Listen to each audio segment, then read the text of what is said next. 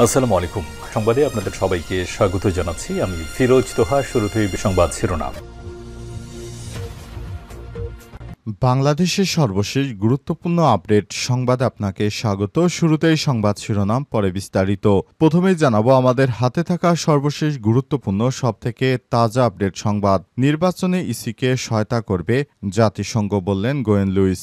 জাতিসংঘ আগামী সংসদ নির্বাচনে নির্বাচন কমিশন ইসিকে সব রকমের সহায়তা করবে বলে জানিয়েছেন প্রতিষ্ঠানটির ঢাকায় আবাসিক সমন্বয়কারী গোয়েন লুইস। আজ গুলশানে বিএনপি চেয়ারপারসনের রাজনৈতিক কার্যালয়ে সাংবাদিকদের তিনি এই কথা বলেছেন। এর আগে বিএনপির নেতাদের সঙ্গে তিনি নির্বাচন, গণতন্ত্র, দেশের বিভিন্ন বিষয় নিয়ে আলোচনা করেছেন।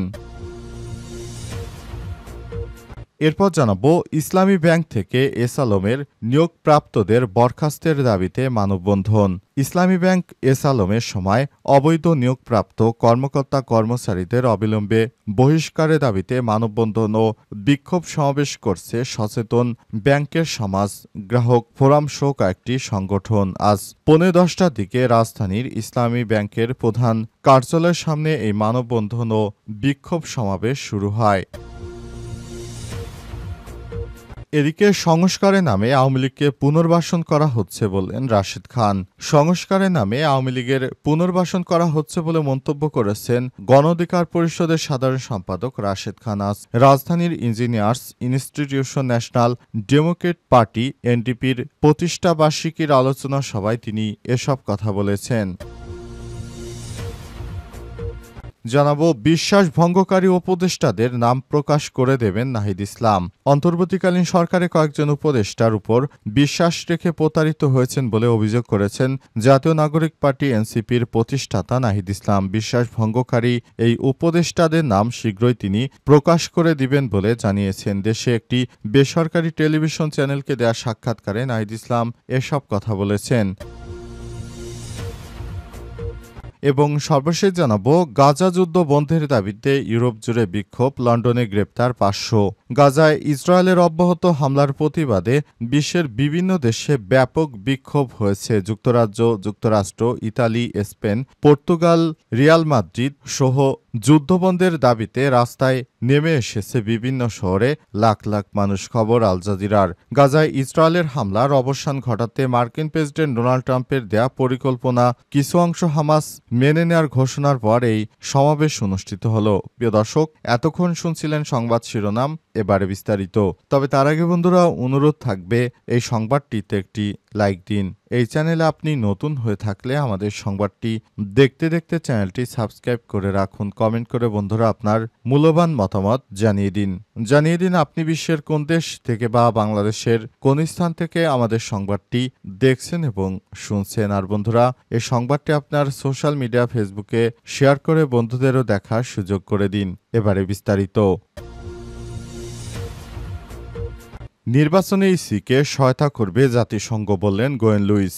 জাতিসংঘ আগামী সংসদ নির্বাচন উপলক্ষে বাংলাদেশ নির্বাচন কমিশন ইসিকে সহায়তা করবে বলে জানিয়েছে প্রতিষ্ঠানটির ঢাকার আবাসিক সমন্বয়কারী গোয়েন লুইস। আজ রাজধানীর গুলশানে বিএনপির চেয়ারপারসনের রাজনৈতিক কার্যালয়ে সাংবাদিকদের তিনি এসব কথা বলেছেন। এর আগে বিএনপির নেতাদের সঙ্গে তিনি নির্বাচন, গণতন্ত্র ও দেশের বিভিন্ন বিষয় নিয়ে আলোচনা করেন। গোয়েন লুইস সাংবাদিকদের বলেন, আগামী নির্বাচনে খুবই গুরুত্বপূর্ণ। এতে জাতিসংঘের পক্ষ থেকে কারিগরি সহায়তা দেওয়া হবে। আশা করি সকল দল এই নির্বাচনে যুক্ত হবে। বিএনপির স্থায়ী কমিটির সদস্য আমির খসরু মাহমুদ চৌধুরী বলেছেন, বাংলাদেশের বর্তমান প্রেক্ষাপট, নির্বাচন এবং গণতান্ত্রিক ভবিষ্যৎ নিয়ে আমরা দীর্ঘ আলোচনা করেছি। আলোচনার মূল বিষয়বস্তু ছিল বাংলাদেশে ডেমোক্রেট অর্ডার ফিরে আনতে ইউএন এর যে একটা কমিটমেন্ট এবং ডেমোক্রেট অর্ডার ফিরে আনতে গেলে যে গণতান্ত্রিক কর্মকাণ্ড চর্চা, একে অপরের প্রতি কী ধরনের সম্পর্ক থাকা উচিত তা নিয়ে আলোচনা হয়েছে। বাংলাদেশে বর্তমান সেই প্রেক্ষাপটে আমরা মনে করি গণতান্ত্রিক অর্ডার ফিরে আনার জন্য আজকে সকলে মিলে কাজ করতে হবে। এই মুহূর্তে জনগণের সবথেকে বড় চাহিদা হচ্ছে গণতান্ত্রিক অর্ডার ফিরে আনতে গেলে খুব সাহসা একটা নির্বাচনের মাধ্যমে যে কাজটা করতে হবে। ফেব্রুয়ারি প্রথমার্ধে যে নির্বাচনের আলোচনা চলছে, এটাকে কিভাবে সফলভাবে আমরা সমাপ্ত করতে পারি সে বিষয়ে আলোচনা হয়েছে বলে জানিয়েছেন বিএনপির নেতারা। ইসলামী ব্যাংক থেকে এস আলমের নিয়োগপ্রাপ্তদের বরখাস্তের দাবিতে মানববন্ধন।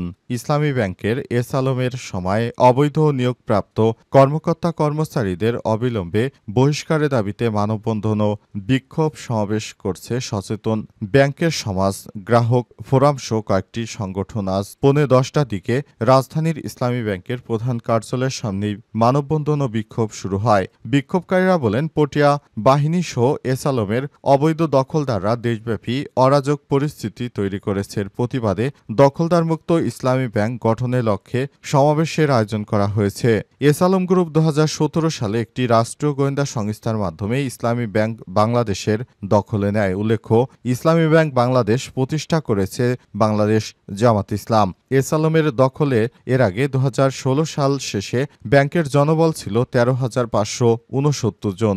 এর মধ্যে চট্টগ্রাম জেলা ছিল 776 জন। বর্তমানে ব্যাংকটিতে প্রায় 22,000 কর্মকর্তা কর্মচারী রয়েছে। এর মধ্যে প্রায় 11,000 কর্মকর্তা কর্মচারী চট্টগ্রাম বিভাগের মানুষ। এরও বেশিরভাগ পটিয়া উপজেলার। এসব কর্মকর্তাকে এস আলম নিয়ম ভেঙে নিয়োগ দিয়েছে। এ বিষয়ে নিয়োগের ফলে দেশের 63 জেলার চাকরি প্রত্যাশীদের বঞ্চিত করা হয়েছে। একটি জেলার প্রার্থীদের গোপনে নিয়োগ দেয় ব্যাংকের শৃঙ্খলা চরমভাবে ধসে পড়েছে।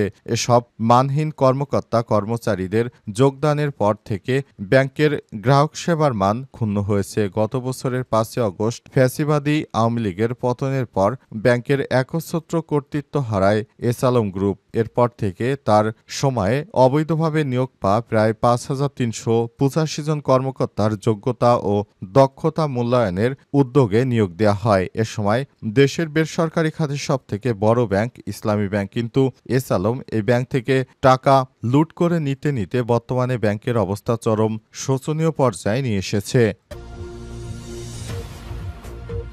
সংস্কারের নামে আওয়ামী লীগের পুনর্বাসন করা হচ্ছে বললেন রাশেদ খান। সংস্কারের নামে আওয়ামী লীগের পুনর্বাসন করা হচ্ছে বলে মন্তব্য করেছেন গণ অধিকার পরিষদের সাধারণ সম্পাদক রাশেদ খান।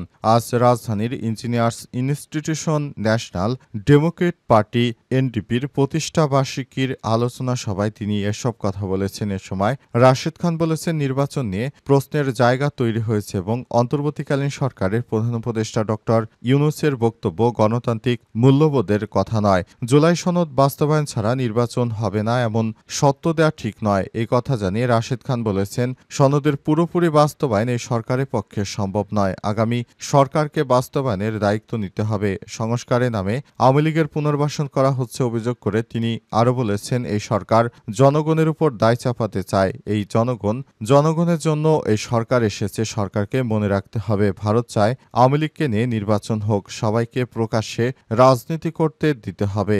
অপ্রকাশ্যে রাজনীতি বাংলাদেশকে বিরাজনীতিকরণের দিকে নিয়ে যাবে বলেও অভিমত ব্যক্ত করেছেন রাশেদ খান। তিনি বলেছেন, আমরা এমন কিছু কাজ করতে চাই, বিষয়গুলো আমাদেরকে দেখতে হবে এবং অন্তর্বর্তীকালীন সরকারের প্রধান উপদেষ্টা প্রফেসর ডক্টর মোহাম্মদ ইউনূস যে প্রক্রিয়ার মাধ্যমে আমাদেরকে নতুন বাংলাদেশ গড়ার স্বপ্ন দেখাচ্ছেন, প্রকৃতপক্ষে এটি সম্ভব হবে কিনা সে বিষয়ে আমরা একমত হতে পারিনি। বিশ্বাসভঙ্গকারী উপদেষ্টাদের নাম প্রকাশ করে দেবেন নাহিদ ইসলাম। অন্তর্বর্তীকালীন সরকারের কয়েকজন উপদেষ্টা রয়েছে, তারা বিশ্বাসঘাতক। তাদের নাম প্রকাশ করে দিবেন কিছুদিনের মধ্যেই নাহিদ ইসলাম বলে জানিয়েছেন তিনি বলেন, এসব উপদেষ্টারা তারা একটি রাজনৈতিক দল ক্ষমতায় আসার আগেই তাদের কাছ থেকে সেফ এক্সিট কিভাবে নেওয়া যায় সে ব্যাপারে তারা আগে থাকতে আলাপ আলোচনা করে রেখেছে। তারা বিদেশের মাটিতে গাড়ি বাড়ি করেছে। এসব উপদেষ্টাদের আমরা সন্ধান পেয়েছি। খুব শীঘ্রই তাদের ব্যাপারে সমস্ত তথ্য প্রকাশ করে দেওয়া হবে জনগণের সামনে। অন্তর্বর্তীকালীন সরকারকে আমরা যে ম্যান্ডেট নিয়ে ক্ষমতায় বসিয়েছিলাম, সরকার কিন্তু আমাদের সেই ম্যান্ডেট পূরণ করতে পারেনি। অন্তর্বর্তীকালীন সরকারের প্রধান উপদেষ্টাকে বলবো, আপনি যে ধরনের কর্মকাণ্ড শুরু করেছেন এটা গ্রহণযোগ্য নয়। তিনি আমাদেরকে যে আশ্বাস দিয়ে ক্ষমতায় বসেছেন, আমরা তাকে যে আশ্বাস নিয়ে ক্ষমতায় বসিয়েছি, উপদেষ্টা পরিষদের যাদেরকে ক্ষমতায় বসিয়েছি তারা প্রকৃতপক্ষে কখনো তারা আমাদের জন্য কোনো কাজ করছে না, তারা সবকিছু করছে নিজেদের জন্য। এই ধরনের উপদেষ্টা পরিষদের জন্য আমরা সত্যি অনেক বিব্রতকর পরিস্থিতির মধ্যে পড়ছি বলে মনে করেন নাহিদ ইসলাম। তাই আগামী বেশ কয়েকদিনের মধ্যে এসব চক্রান্তকারী উপদেষ্টাদের নাম প্রকাশ করে দেবেন বলে জানিয়েছেন তিনি। কারা তাদেরকে জুলাই সনদ বাস্তবায়নের পক্ষে বাধা দিচ্ছে, কারা দেশের আইনশৃঙ্খলা পরিস্থিতি সবকিছু নষ্ট করার পিছনে দায়ী রয়েছে, এ সবকিছু নাহিদ ইসলাম প্রকাশ করে দেবেন বলে জানিয়েছেন। তাই নাহিদ ইসলামের এই প্রকাশ করে দেওয়ার বিষয়টি সামনে আসার পর উপদেষ্টা পরিষদের মধ্যে এখন অনেক বেশি আতঙ্ক বিরাজ করছে। উপদেষ্টারা অনেকেই মনে করছেন তারা হয়তো আর ভালো কোনো কিছু অর্জন করতে পারবেন না, কারণ তাদের উপর যে ধরনের প্রেশারাইজ করা হচ্ছে, তারা নতুন করে কোনো কিছু করতে পারবেন কিনা এই বিষয়টি এখন সন্দেহজনক।